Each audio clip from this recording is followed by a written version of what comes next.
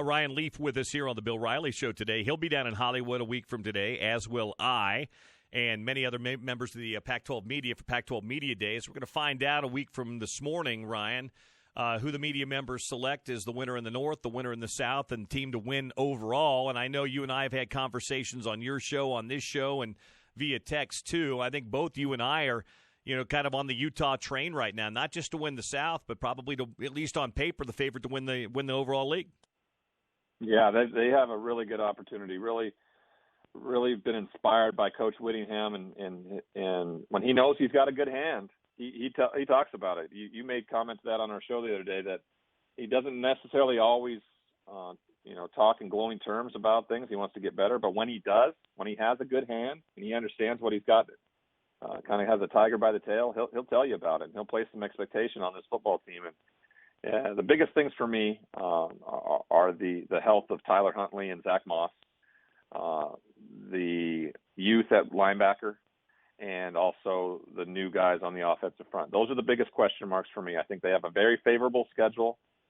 Not only can the Utah Utes, I think, make some noise in the Pac-12 conference, I actually think they are a dark horse in the conversation to maybe disrupt the college football playoff discussion a little bit, because I don't know if any team in the North, who may be more talented and may have a better chance to win some games, but the competition in the North this year is just going to be overwhelming, and some of the schedules that these teams have are crazy. I really like the fact that Utah plays BYU in week 1. It's just been a competitive football game. It's a rivalry game. To do it out the gate, to make it physical, really find out what this team's going to be about, I think it's going to be huge for them, and have a couple cupcakes the next couple of weeks. Not to say Northern Illinois is that, but for when that USC game comes in week 4 and the Washington State game comes in week 5, those are going to be huge for them. They could put themselves in a really solid position, schedule-wise. No Oregon, no Stanford. I think those are big headlines to the success of this football program this year. Apple Cup was always game for you, but outside of the Apple Cup, everybody always wants to beat SC, right? I mean, that's the game. Whether you're Utah now or Washington State in the late 90s, if it's not your direct rival, you always want to beat SC, correct? Yeah, you do. I mean, they've been the kings of the conference, and in fact, it bothers me and a lot of people, but when they're down, the conference is down. It just is. They're kind of the straw that stirs the drink, and so you want an opportunity, and to do it in the Coliseum is always even more special. I got the opportunity to do that in '97, where we went down there. They were highly ranked. We came in and upset them and really put us on a track to be successful that year. So Utah has that opportunity, come week 4, and then they get Washington State in week 5, a team that has dominated them all the way back to 2014. They have not beat Washington State, I think, since before 2014. So that's a big one on that. That's a big one they've circled on their schedule as well. Had them down 28-0 at Rice-Eccles Stadium a few years ago and couldn't get the W in that game with Luke Falk quarterbacking. Back to SC for just a minute. They always have dudes. They always have talent. They recruit well. It's Southern Cal. It's that. How difficult a transition is it going to be from pro style to air raid for them this year? I mean, is it going to be tough for JT Daniels and those wide receivers, or is that an easy transition?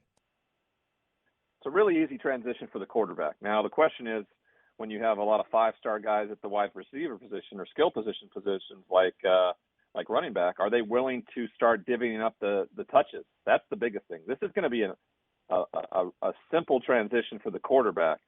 Not so much for the skill position players at wide receiver and running back, not because it's not an easy system to learn, but more about their willingness to share the football and not have a guy with 90 catches and 12 touchdowns, but a handful of guys with around 45 catches and maybe 3 or 4 touchdowns, right? It'll be interesting to see how that plays out. My biggest question mark for USC is the defense and then overcoming that schedule. I mean, what they have to deal with in the first 6 weeks is just unreal. Fresno, Stanford, BYU, Utah, Washington, then Notre Dame. Are they going to have enough wins in those first 6 games to keep Clay Helton around? Because that's going to be the conversation. We're going to be talking about it next Wednesday. It's going to be the topic of conversation because he's going to be on the hot seat the whole time. The kids are going to have to ask some questions about it. So that schedule for me is the biggest thing that USC has to overcome. All right, let's shift to the north for a minute. Oregon. I'm taking the approach, I've got to see it from Oregon. They're good. I think Justin Herbert's fantastic, but I'm not on board with them being the pick to win the league or this top 10 preseason program. I know there's talent there, but they were 8-4 a year ago. They couldn't beat Utah and Salt Lake City when Moss and Huntley were out in a game they needed to win. Give me the pro on Oregon, Ryan, and then give me the questions on Oregon in your mind. Well, the pros are definitely Justin Herbert returning. That offensive line, those right there are opportunities to be successful. What they've done in the recruiting side of things, I think they do a great job with their brand management. They put a good face on out there, and I think it's convinced a lot of the media members. And I'm with you. I'm not sold on them yet. I mean, there were times last year they just simply disappeared. Right. I mean, you look at the Washington State game after the Washington win, and then the Arizona game. Those two, I was just like, I mean, where are you at? There was no identity. You ran the football amazingly against Washington and then decided, hey, we're not going to be a running football team against Washington State and Arizona, but instead, dropping back a ton of times and see them get beat up. So that Auburn game in week 1 is really going to be telling for me, and then Stanford in week 4. So I'm gonna wait and see pattern. I think Washington's still the cream of the crop in the North. I think Washington State's right there, but until they can beat them, I'm not going to put them over the top. But all 4 of those teams in Stanford, Washington, Oregon, and Washington State, and maybe even Cal with a little bit at the end, all have an opportunity to throw their hat in the ring in the North. And I think they're going to beat the hell out of each other all year long. And it will be interesting to see how it comes out. But that first week's going to tell me a lot with Auburn against Oregon. Big-time game down in Texas. Who's going to be the quarterback at Washington State? It's unknown, just like it was unknown a year ago. Well, what's your guess? I think that Gage Gubrud is the leader right now, but we haven't seen anything. He didn't practice. He was hurt in the spring. We saw Tinsley and Gordon do a great job and really compete against Gardner Minshew a year ago for the job. So I'm not worried about the quarterback position at Washington State. Whoever is in that position, regardless, is going to be successful. They're going to put up points. They're going to put up numbers. My biggest worry for Washington State is how they replace Jalen Thompson, a guy they were expecting, a true leader at the back after losing Peyton Pallure, and the schedule. Last year they didn't have to go on the road and play, teams that had winning records. This year, every single one of them, right? Houston, Utah, Arizona State, Oregon, Cal, and at Washington.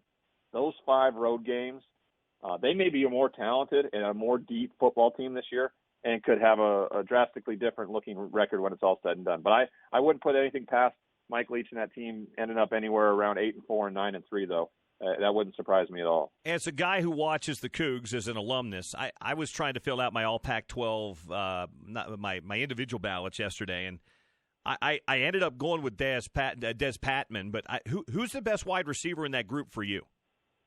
Well, they're 10 deep. I know they're really deep, and they've got 4 or 5 guys that I think you could make a case for at wide receiver. I went with Patman, but you might go with somebody else. There's a redshirt freshman that everybody needs to keep their eyes on. His name's Cassidy Woods, 6'4", 225-pound redshirt freshman who I got to see in the spring game, and wow, him and Des Patman out there at the same time.